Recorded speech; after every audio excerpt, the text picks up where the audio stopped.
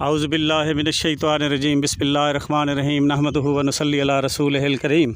तो जराइम पेशा लोगों ने इसके अंदर से कीमती सामान चुराने के लिए इसकी ईंट से ईंट बजा दी, दरवाज़े तोड़ दिए, खिड़कियां तोड़ दी, शीशे तोड़े और हर उस कमरे में दाखिल हुए जहां से उनको लूट मार करने के लिए और बेचकर अयाशी करने के लिए कुछ चीज़ें मिल गई। ये देखें, ये इसका सामने है। ये जब आप मेन गेट वो सामने है इसका सादेगढ़ पैलेस का, आपको दिखाई दे रहा होगा। उससे तकरीबन 400-500 फुट आगे आप आएंगे तो फिर ये बारादरी है। इंतहाई खूबसूरत प्लाट्स हैं यहाँ, जो बुज़ुर्ग बताते हैं कि जब नवाब सादिक अहमद ख़ान साहब ज़िंदा थे तो जन्नत का माहौल होता था यहाँ इन प्लाटों में, इन फूलों और सब्ज़े की वजह से। अब फिर इनकी हालत बेहतर हो रही है, इन पर तवज्जो दे रहे हैं साहिबज़ादा मोहम्मद उस्मान ख़ान अब्बासी। उनकी तरफ से एक बंदा मुकर्रर है जो इनकी देखभाल कर रहा है। ये देखें, आपको ये सब्ज़ और ख़ूबसूरत गुलाब के पौधे दिखाई दे रहे होंगे जो फिर नशोनुमा पा रहे हैं। तो ये है वो सादेगढ़ पैलेस। अब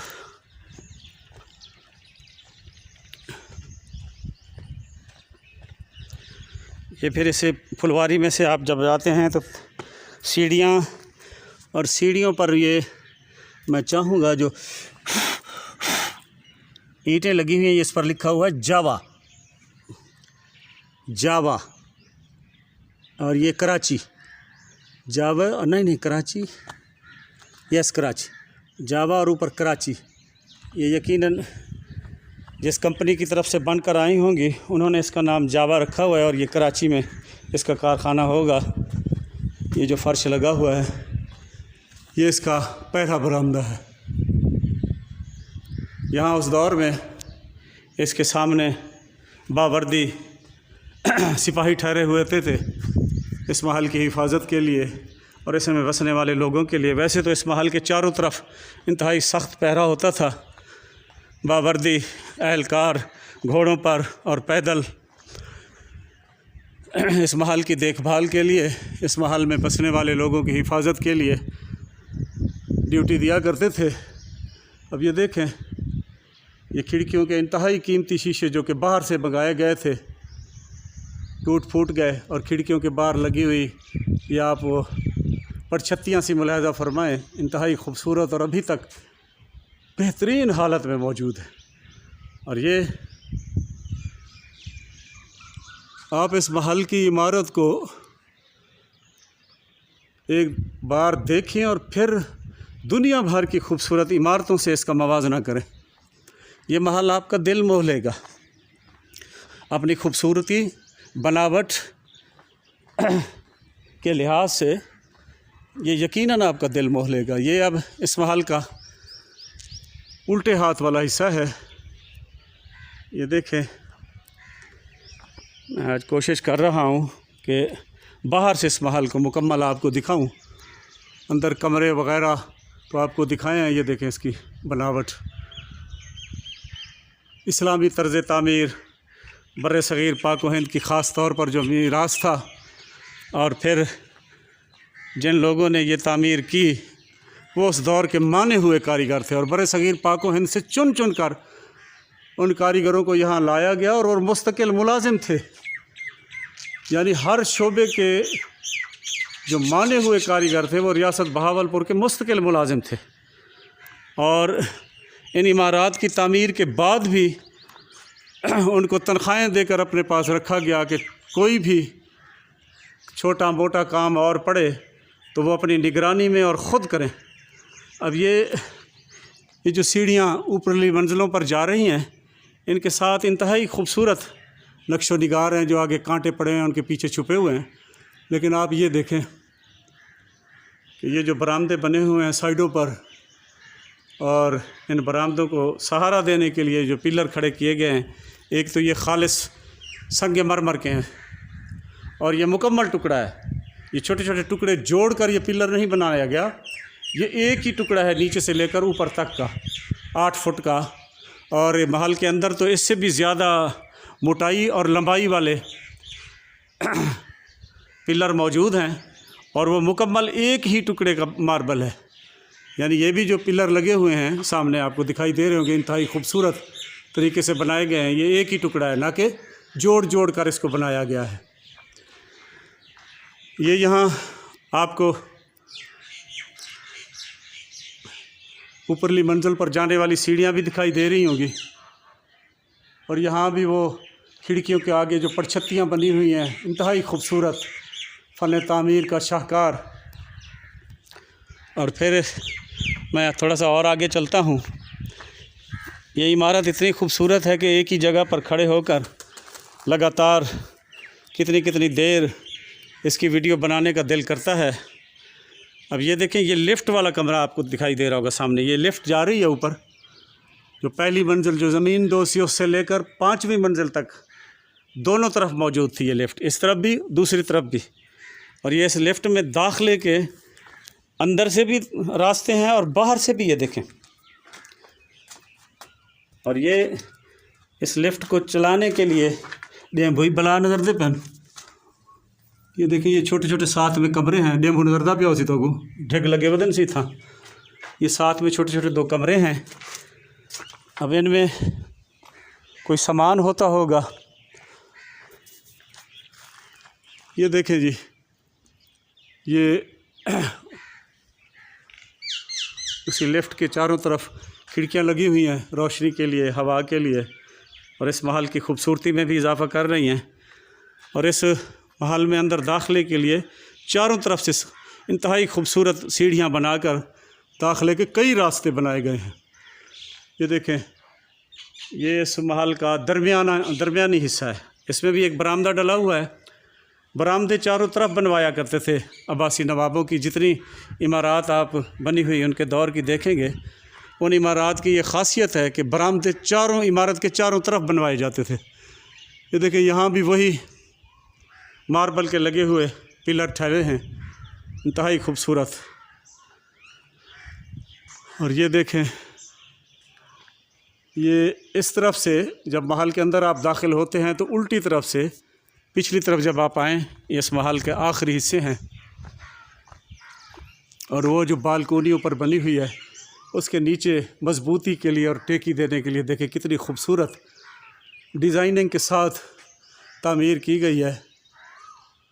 और नीचे भी एक एक।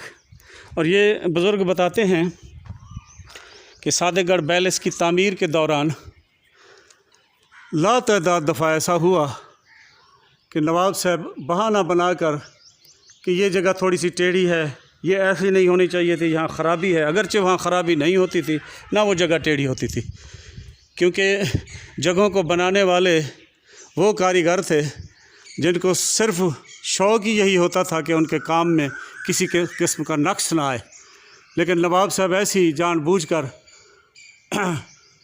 बहाना बनाकर कि ये जगह टेढ़ी है, ये गलत बन गई है, उस तामीर को गिरवा दिया करते थे और फिर असर नौ शुरू करा दिया करते थे।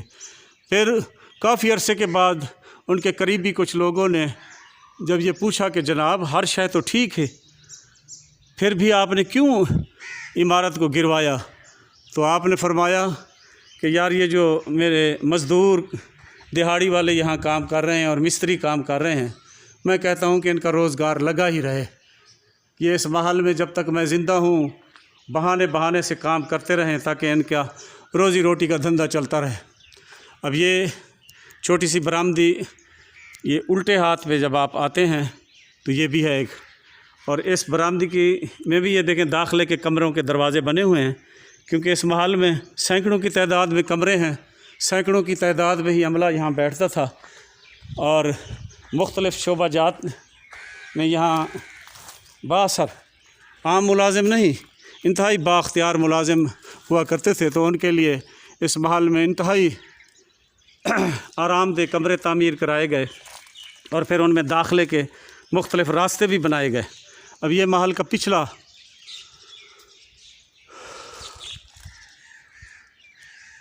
हिस्सा है आखिर में। काश मैं कुछ दूर से खड़ा होकर ये आपको दिखा सकता, लेकिन क्योंकि इस तरफ फिर दीवार है और मुख्तलिफ़ वरसान की अपनी अपनी रिहाइश गाहें हैं, लिहाजा मजबूरी है इसी जो दरमियानी रास्ता है 14, 15, 16 फुट का, इसी से ही ठहर कर ये मैं अब ये देखें, मैं जो आपको बता रहा था कि चोरों ने उजाड़ कर रख दिया, इस महल की खूबसूरती को बर्बाद करके रख दिया। ये जो आपको शीशे टूटे हुए नज़र आ रहे हैं, खिड़कियां टूटी हुई नज़र आ रही हैं, ये उन्हीं चोरों ने रास्ते बनाए थे इसमें दाखिले के, क्योंकि ये बहुत बड़ा महल था और सील होने के बाद इसकी हिफाजत का वो तरीक़ाकार न रहा जो अब्बासी नवाबों के दौर में होता था, क्योंकि उस दौर में तो इस महल के चप्पे चप्पे की हिफाजत के लिए गार्ड मौजूद होते थे। लेकिन सील होने के बाद हुकूमत पाकिस्तान ने सिर्फ़ इसके मेन गेट पर 2 सिपाही बिठा दिए और ये सारा महल ऐसे ही इनके दरवाज़ों को सील करके छोड़ दिया।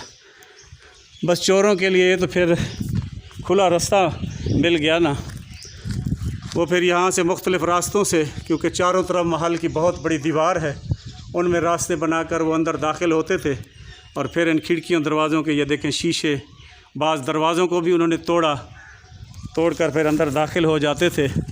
और लोग किस्से सुनाते हैं कि चोर इस महल में 3-3, 4-4 रातें और दिन ठहर कर फिर बोरियां भर कर सामान की ले जाया करते थे। इस तरह न सिर्फ़ जराइम पेशा लोगों ने इस विरसे को लूटा, बल्कि इस विरसे को बर्बाद भी किया और इसको इस हालत तक पहुंचा दिया कि आज इसको देखकर दिल खून के आंसू रोता है। और वो लोग जो ख़ास तौर पर सल्तनत अब्बासिया के मुलाजिम रहे, अगरचे बहुत कम तादाद में हैं, उन बुज़ुर्गों से जब मिलने का मौका मिलता है तो वो तो धाड़े मार मार कर रोते हैं इसकी हालत ज़ार पर। ये देखें, ये कालीन भी बाहर निकले पड़े हैं, ये यकीनन इसमें से निकले हैं। ये इस महल का सीधे हाथ वाला हिस्सा है। जब आप सादेगढ़ पैलेस से अंदर दाखिल हों, इसमें भी उसी तरह की बरामदी जैसे उस तरफ है। और ये देखें, इसको मैं ज़रा इस तरफ से खुला मैदान है, मैं कोशिश करता हूँ दूर से खड़ा होकर बनाऊँ। ये देखें, अल्लाहु अकबर, ये देखें, वही संगे मरमर के पिलर जो बग़ैर जोड़ के हैं, वही खूबसूरत खिड़कियाँ, दरवाज़े, तर्ज़ तामीर देखें, इस्लामी झलक साफ़ नज़र आती है। बालकोनियाँ देखें और मुख्तलिफ़ जो नमूने बने हुए हैं फूलों के, ऐसे मालूम होता है कि गुलिस्तान सजा हुआ है। अब ये देखें, 5 मंजिलों पर मुश्तमिल ये महल सल्तनत अब्बासिया की अजीम यादगार, अगर इसको अब भी बाख्तियार लोग और हुकूमतें तवज्जो देकर अच्छी हालत में ले आएँ तो ये मुल्क के साथ साथ इस इलाके की भरपूर तरक्की में अहम किरदार अदा करेगा। ये देखें, ये सीढ़ियाँ भी यहाँ से ऊपर चढ़ रही हैं मुख्तलिफ़ मंजिलों पर जाने के लिए। ये देखें, कमाल।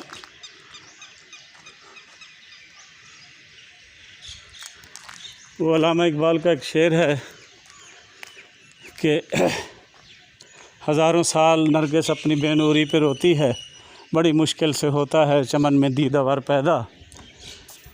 ये गुलशन जो अब्बासी नवाबों ने सैकड़ों बरस में आबाद किया और फिर कुदरत ने इसको सरसब्ज़ व शादाब भी किया, फिर अपने ही लोगों की बेतवज्जही और अपने ही लोगों की लालच की वजह से, जिन्होंने इसमें दाखिल होकर इसकी कीमती चीज़ें चुराने के लिए इसको तहस नहस और बर्बाद कर दिया, आज नोहा कुनाह है। और मुमकिन है कि अब्बासी नवाबों की रूहें यहाँ आती हों और फिर अफसरदा होकर वापस चली जाती हों कि उन्होंने तो कभी सोचा भी नहीं होगा कि उन्हीं के लोग जिनके आराम व आसाइश, जिनके अमन व अमान, जिनकी रोज़ी रोटी और जिनके साथ मोहब्बत बांटने के मामले में, इंसाफ करने के मामले में उन्होंने कभी कोई कोताही न की, उन्हीं लोगों ने ही उनकी छोड़ी हुई यादगारों को तबाह बर्बाद कर दिया और रही सही कसर हुकूमत ने पूरी कर दी। अल्लाह पाक आपको सलामत रखे, अल्लाह पाक आपको सलामत